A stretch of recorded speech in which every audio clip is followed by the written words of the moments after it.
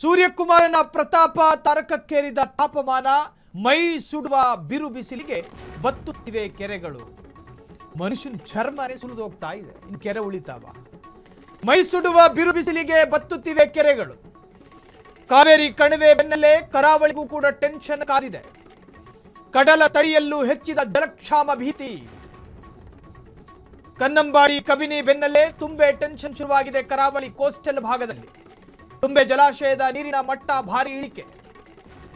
7 ವರ್ಷಗಳ ಬಳಿಕ ಕನಿಷ್ಠಕ್ಕಿಳಿದ ನೀರಿನ ಮಟ್ಟ, ಇದು ಅತ್ಯಂತ ದುರಂತದ ಸೂಚನೆ. ಈಗಿನ ತುಂಬೆ ನೀರಿನ ಮಟ್ಟ ಕೇವಲ 4.47 ಮೀಟರ್ ಇದೆ. ಮಂಗಳೂರು ನಗರಕ್ಕೆ ನೀರುಣಿಸುವ ತುಂಬೆ ಡ್ಯಾಮು ಒಂದು ವೇಳೆ ಅದು ಬತ್ತು ಹೋದ್ರೆ ನಮ್ಮ ಬೆವರನ್ನ ನಾವೇ ನೆಕ್ಕಬೇಕು. ಮಂಗಳೂರಿನ ಜೀವ ನದಿ ಅಥವಾ ಜೀವ ಡ್ಯಾಮ್ ಎಂದು ಕರೆಯಲ್ಪಡುವ ತುಂಬೆ ನೀರಿನ ಮಟ್ಟ ಇನ್ನೂ ಮ್ಯಾಕ್ಸಿಮಮ್ ಹಂತಕ್ಕೆ ಏನಾದರೂ ಇಳಿದ್ರೆ, ಕರಾವಳಿಗರೇ, ಮಂಗಳೂರಿಗರೇ, ಬಿ ಕೇರ್ಫುಲ್.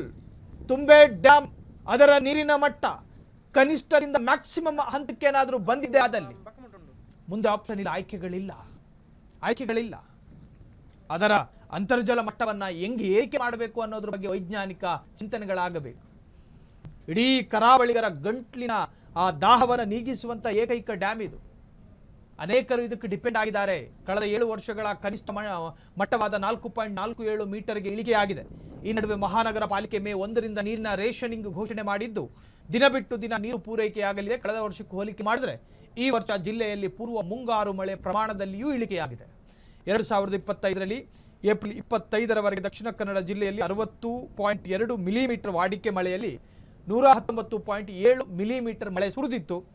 ಇದೇ ಕಾರಣಕ್ಕೆ ತುಂಬೆಯಲ್ಲಿ ನೀರಿನ ಮಟ್ಟ 5.35 ಮೀಟರ್ ಆಗಿತ್ತು. ಆದರೆ ಈ ವರ್ಷ ಕೇವಲ 41.2 ಮಿಲಿಮೀಟರ್ ಮಳೆಯಾಗಿದೆ. ಇದೇ ಕಾರಣಕ್ಕೆ ನೀರಿನ ಒಳ ಹರಿವು ಕೂಡ ಮಾರ್ಚ್ ಅಂತ್ಯಕ್ಕೆ ನಿಂತಿದ್ದು, ಸದ್ಯ 4.47 ಮೀಟರ್ನಷ್ಟು ಮಾತ್ರ ನೀರಿನ ಮಟ್ಟ ಇದೆ. ಮುಂದೊಮ್ಮೆ ಇದು ಅಪಾಯ ಆಗದಿರಲಿ. ಈಗಾಗಲೇ ಕರಾವಳಿಗರು ಕೂಡ ಆತಂಕ ಮತ್ತು ಸಂಕಷ್ಟವನ್ನು ಎದುರಿಸುತ್ತಿದ್ದಾರೆ. ಕ್ಷಣ ಕ್ಷಣದ ಸುದ್ದಿಗಳಿಗಾಗಿ ಫ್ರೀಡಂ ಟಿವಿ ಸಬ್ಸ್ಕ್ರೈಬ್ ಮಾಡಿ, ಲೈಕ್ ಮಾಡಿ ಹಾಗೂ ಫಾಲೋ ಮಾಡಿ. ಹೊಸ ಸುದ್ದಿಗಳ ನೋಟಿಫಿಕೇಶನ್ಗಾಗಿ ಬೆಲ್ ಐಕಾನ್ ಮೇಲೆ ಕ್ಲಿಕ್ ಮಾಡಿ.